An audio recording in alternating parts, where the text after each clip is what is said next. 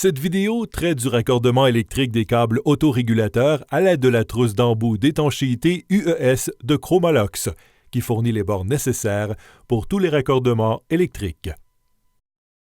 Chaque trousse contient tous les éléments requis pour installer un embout d'étanchéité hors calorifuge, soit pour les câbles autorégulateurs ou pour les câbles à puissance constante.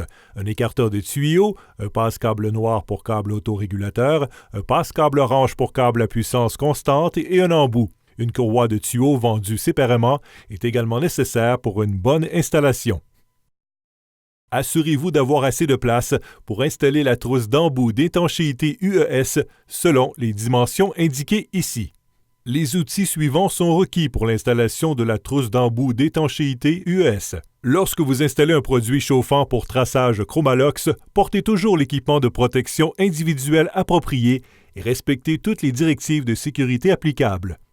Avant de commencer le projet, débranchez toutes les sources d'électricité et vérifiez que l'installation est mise à la terre conformément au code électrique du pays. Assurez-vous également d'éteindre le courant avant d'enlever l'embout. Des dispositifs de contrôle et de sécurité suffisants doivent obligatoirement être installés sur tout système de chauffage électrique. Maintenant, commençons. Avec le câble installé correctement sur le tuyau, commencez l'installation de l'embout d'étanchéité UES en introduisant le câble dans l'écarteur de tuyau et le passe-câble.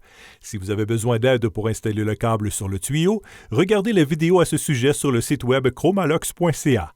La température d'installation, le rayon de courbure et d'autres détails importants y sont indiqués. Fixez ensuite l'écarteur de tuyau au tuyau à l'aide des courroies. Lorsque vous insérez les courroies de tuyau, assurez-vous de les glisser entre le tuyau et le câble. Ne les mettez pas par-dessus le câble. Si les tuyaux sont d'un diamètre inférieur à 4 cm, un petit adapteur sera nécessaire. Ensuite, faites une entaille dans l'enveloppe isolante extérieure à 13 mm depuis l'extrémité du câble. Ensuite, coupez avec précaution la gaine extérieure du centre vers l'extrémité du câble chauffant, puis retirez-la du câble. Maintenant que la gaine a été retirée du câble, enlevez la tresse de mise à la terre de l'extrémité du câble. Assurez-vous que la tresse de mise à la terre est tirée à l'écart du matériau noir de la matrice. Si la tresse entrait en contact avec ce matériau, le test de mesure de résistance d'isolement pourrait donner un résultat négatif ou le coupe-circuit pourrait se déclencher. Ajustez ensuite la position du câble en tirant celui-ci du passe-câble jusqu'à ce qu'il dépasse de 2,5 cm, puis introduisez le passe-câble dans l'écarteur de tuyau. Finalement, vérifiez que le passe-câble est installé solidement dans l'écarteur de tuyau, puis vissez fermement l'embout jusqu'à ce qu'il bute contre l'écarteur de tuyau. L'installation est maintenant terminée. Pour obtenir plus de renseignements sur la trousse d'embout d'étanchéité UES ou sur n'importe quel autre produit Chromalox, veuillez vous rendre sur le site web chromalox.ca.